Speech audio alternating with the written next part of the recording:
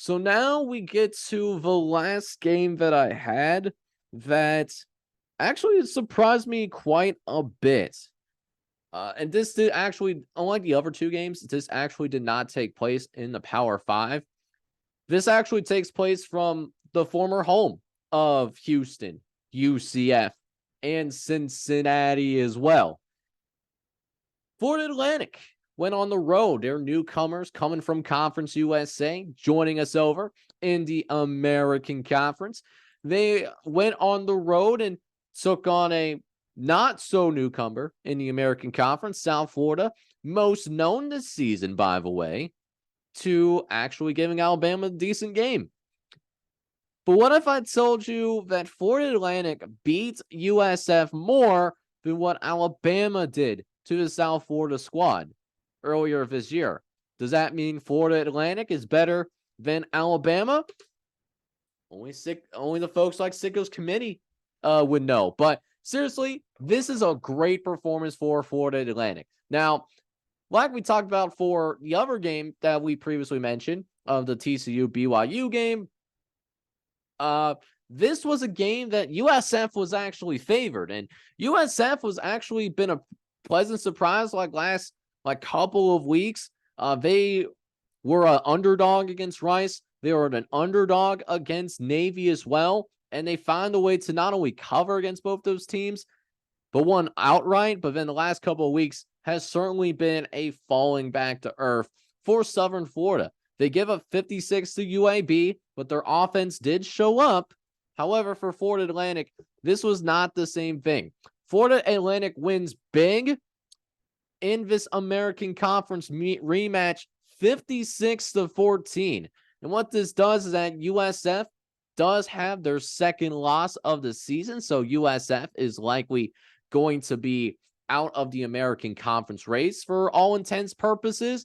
But Florida Atlantic still in the hunt as one of the newcomers of the American Conference. They're 2-0. They're tied for first place along with teams like Tulane, SMU, and UTSA, who is also another newcomer as well. Florida Atlantic does avoid SMU. And then the other two teams that Florida Atlantic is tied with, they actually have home games against. So they're going to be at home against UTSA.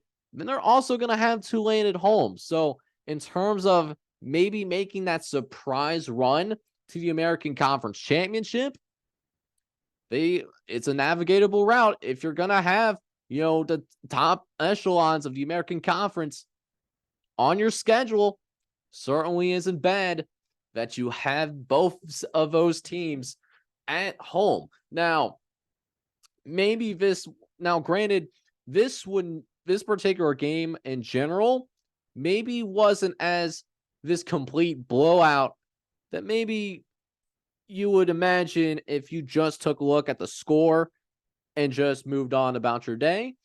This was actually a pretty close game at the half. Florida Atlantic was only up by a touchdown against Southern Florida. But then they really opened up in that second half, came with those 35 unanswered points. It was really orchestrated by Daniel Richardson. Daniel Richardson have himself a day, man. Him and then LaJonte Wester as well. So Daniel Richardson went 31 for 38, had 382 yards. He was putting up video game numbers in Raymond James Stadium. And then also had those free touchdowns too. LaJonte Webster also having himself a day. 190 all-purpose yards, 2 scores.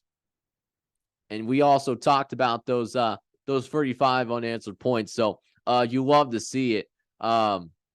Wester was a guy that is silently maybe one of the most dangerous weapons in the entire American Conference.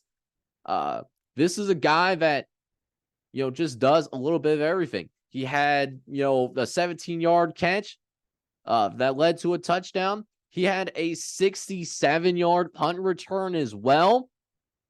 Dude does a little bit of everything.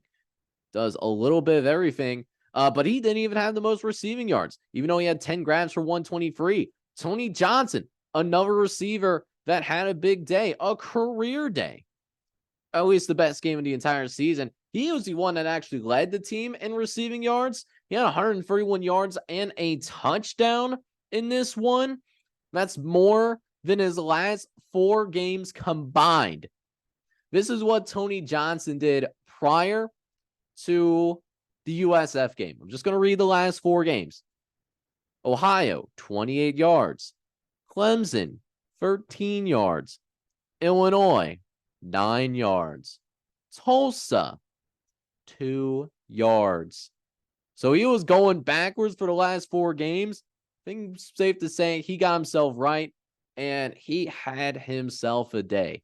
Other stats to mention. Florida Atlantic, they did outgain USF 587 to 388. Big discrepancy in terms of total yardage. Turnovers were roughly the same. Both had just 1 turnover. FAU dominated the time possession. That's a big reason why they were able to pull away in the second half. Just tired out that Southern Florida defense.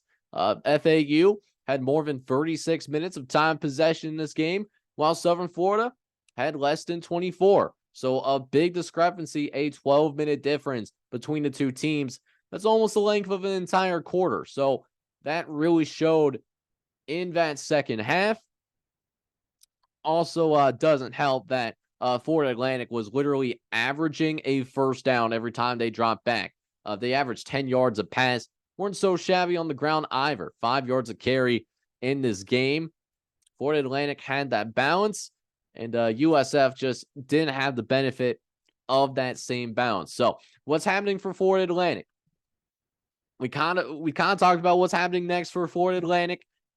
Big matchup in the American Conference race next weekend, because for the American Conference, its top 2 teams go. There is no division. So the 2 best teams in the American Conference will go to the conference championship game. And even more important, the team that has the best record, unless this has changed from last season to this season, I wasn't aware of any changes.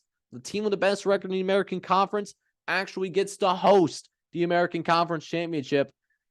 I know this primarily because I have siblings that go to the University of Cincinnati. They were hosting the American Conference Championship in 2021, was there for that game against Houston. Great game, great atmosphere. Saw field storming, was just an emotionally amazing win. But anyways, UTSA also tied at the top, 2-0 in conference play. They're at home, though. And if they play like they've had the past couple of weeks, they got a shot against a team that I picked to win the American. Yes, kids, I picked UTSA. Until UTSA falls off, I'm sticking behind that prediction. But it's going to be a very intriguing game. That's going to be a 6 p.m. kickoff, likely going to be on ESPN+, but will have American Conference implications. As for Southern Florida is on a 2-game losing streak, but they do have a chance to maybe try to right this ship a little bit. They go on the road next weekend. It's a non-conference game. They're going to be taking on UConn. It's going to be a 3:30 game on CBS Sports Network. But then they close out the year. They got 2 other road games against Memphis on the road. UTSA on the road as well. So it's going to be a difficult schedule for USF. And it's going to be challenging for Southern Florida to get to a bowl game if they want to be bowl eligible. Winning that UConn game is going to be paramount because they will not be favored against Memphis. And I can guarantee you they will probably not be favored against UTSA unless we see a lot of change happen in the next month. Critical game coming up for the Bulls of Southern Florida, but we wish them the best of luck.